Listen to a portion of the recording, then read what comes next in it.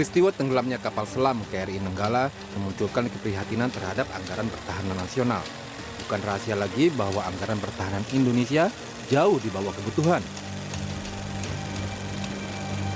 Namun demikian, dalam beberapa hari terakhir ini publik dihebohkan dengan rencana anggaran pertahanan.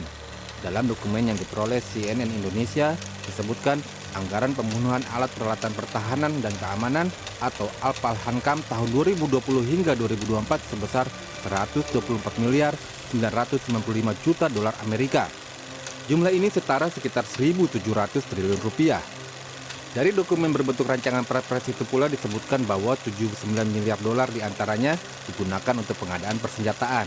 Dari jumlah itu, 20 miliar dolar telah dialokasikan pada daftar rencana pinjaman luar negeri. Anggaran sebesar 124 miliar dolar ini jumlahnya sangat fantastis. Sebagai gambaran, sebuah kapal selam yang kita beli dari Korea itu harganya hanya sekitar 357 juta dolar.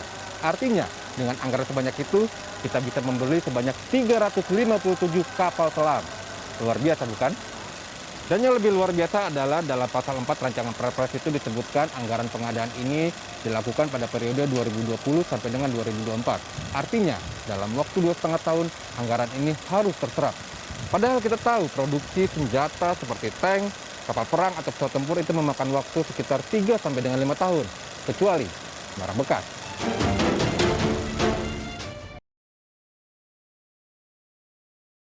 Nah, mungkin kalau dikaitkan dengan anggaran ini, dikaitkan dengan anggaran, bagaimana kita bisa mengaitkan ya anggaran yang konon kabarnya kita melihat dari media ya, itu 1.750 triliun katanya.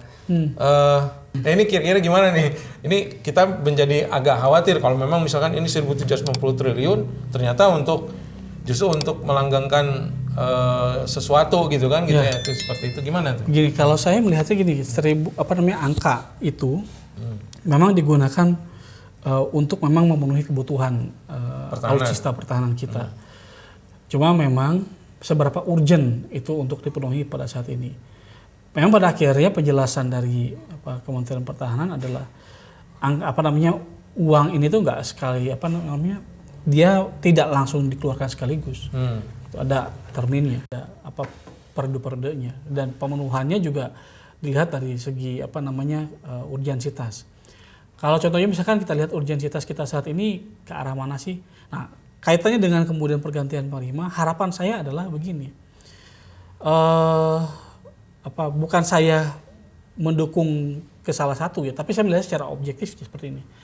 Tadi kebutuhan geopolitik kita, isunya apa? Isu Laut Cina Selatan. Terus kemudian apa yang kemudian pernah dikatakan oleh Presiden, yaitu kita ingin menjadikan sebagai negara maritim. Kekuatan maritim tentu harus menjadi satu concern.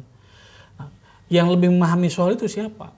Dan bukan tebak-tebakan lagi, sebenarnya orang sudah tahu kan arahnya ke siapa. Kalau misalkan tegas aja kita bilang dari Angkatan Laut. Oke, dengan demikian nanti harapannya adalah ketika misalkan Panglima yang terpilih dari Angkatan Laut, uang sebesar itu tuh misalkan dia dikeluarkannya per termin, akan tahu kebutuhan untuk bagaimana nanti pemenuhan alutsista di sektor keamanan pertahanan maritim. Misalkan dengan pembelian kapal perang atau kemudian memperkuat kapal selam kita ya. Atau teknologi-teknologi lain di situ. Dan saya kira juga kalau kita bicara terkait dengan keamanan maritim, nanti support juga dari udara. Itu akan perlu pesawat dan lain sebagainya. Gitu. Bukan maksud saya untuk kemudian menganggap tidak penting pertahanan di darat. Tidak, itu tetap diperlukan. Tapi setidaknya kita kan tahu bahwa kekuatan angkatan darat sudah lebih mumpuni dibandingkan dengan dua matra lainnya. Ketika kemudian dua matra lainnya dia perlu support ini diantaranya akan dapat diketahui oleh Panglima yang tentu berasal dari entah matra laut atau matra udara. Saya kira ya matra laut yang kemudian tadi lebih mencuat ya. Oke, dua nama, ada Pak Andika dari darat dan kemudian Pak Yudo dari laut. Saya kira ya potensinya lebih ke Pak Yudo dari Angkatan Laut untuk menjadi Panglima, karena dia akan tahu bagaimana dia akan perlu untuk men-spending atau mengeluarkan kebutuhan-kebutuhan alutsista untuk penguatan keamanan maritim. Ya, yang jadi menarik juga kan sekarang di Papua gitu kan ya, salah satu isunya kan terkait dengan masalah keamanan ya di teritorial separatis. Iya, separatis. Kemarin kan ada yang wafat ya karena tertembak oleh KKB ya.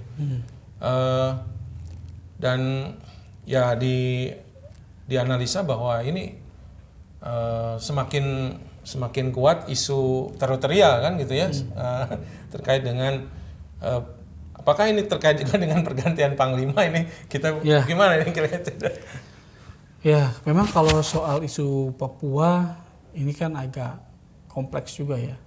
Juga isunya ya kita bicara juga terkait dengan bagaimana kepentingan negara luar. Contoh Vanuatu kan lagi-lagi mengkritik kita Indonesia di PBB. Tapi saya kira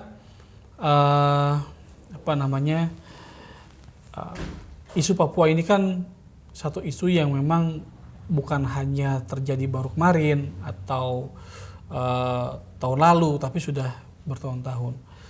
Dan kita memang butuh satu tindakan tegas, tapi di sisi lain juga kita butuh adanya satu upaya untuk membangun komunikasi dengan masyarakat Papua itu sendiri, warga lokal ya di situ ya, terutama yang punya concern soal soal hak-hak mereka sebagai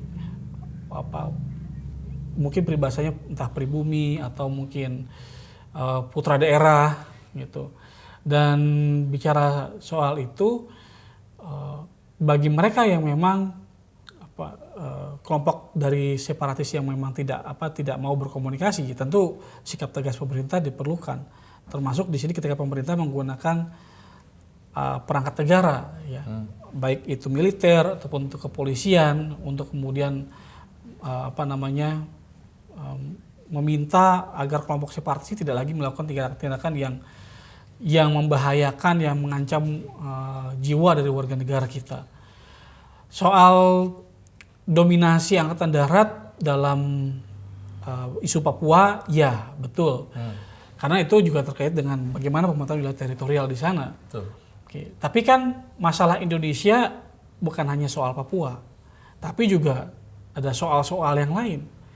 Kalau kita bicara tentang keamanan pertahanan, ancaman terhadap pertahanan Indonesia juga bukan pertahanan yang sifatnya tradisional. Kan sekarang kan ancaman keamanan ini kan ada cyber, terus kemudian ada bioweapons dan lain sebagainya. Itu harus kemudian bisa dianalisis oleh Panglima nanti.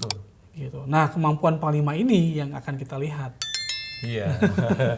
Sebenarnya di sini posisi Komisi 1 DPR juga bisa mempengaruhi. Betul. Mereka bisa kemudian memberikan satu pertimbangan kepada pemerintah ya, dan juga melihat dan kan ada semacam kayak model fit and proper test juga di situ. Nanti kan akan kemudian dilihat bagaimana kemampuan, komitmen dari Pak Andika, dari Pak Yudo ya, ketika mereka akan menjadi Panglima mau kayak gimana. Iya. Jadi kalau terkait dengan personality mungkin insya Allah Pak Andika maupun Pak Yudo itu adalah orang-orang yang capable ya. Yeah. Tinggal mungkin nanti mempertimbangkan sejauh mana kepentingan negara ini kan gitu ya. Dan saya kira kita sepakat gitu ya bahwa kepentingan nasional itu harus diletakkan di posisi yang paling tinggi ya, daripada kepentingan kekuasaan atau kepentingan politik gitu ya, seperti itu. Oke, mungkin saya kira cukup ya Kang Yusa ini. Alhamdulillah sekali lagi bahwa dalam Polsek Talk ini ya ataupun bincang diskusi Polsek ini adalah sarana kita untuk berdiskusi ya, membuka insight-insight yang mungkin tertutup gitu ya, dan kita ingin menyerap ya isu-isu yang ada di masyarakat dan aspirasi-aspirasi yang berkembang juga di tengah-tengah masyarakat. Kita akan ketemu lagi pekan depan dalam kesempatan yang berbeda dan mungkin isu politik yang berbeda. Terima kasih Terima kasih Kang Yusa. Sampai jumpa pekan depan ataupun Siap. pekan selanjutnya kita akan berbincang. Insya Allah, boleh. Assalamualaikum warahmatullahi wabarakatuh. Waalaikumsalam warahmatullahi wabarakatuh. Yang kemudian ada satu ekspektasi dari publik, yaitu rotasi dari setiap matra. Jadi kalau sebelumnya itu ada Pak Gatot dari Angkatan Darat, terus yang sekarang ada Pak Hadianto, ya Pak Hadi dari Angkatan Udara. Harapannya adalah beberapa orang menginginkan kalau bisa sekarang ini saatnya dari Angkatan Laut. Ya kalau saya kira sekarang semua unsur TNI mau darat, laut, udara ya bicara tentang komitmen demokrasi, semuanya harus punya komitmen ke arah sana. Ya demokrasi ini kan memang salah satunya adalah kebebasan dari setiap masyarakat untuk menyuarakan pandangannya, pendapatnya.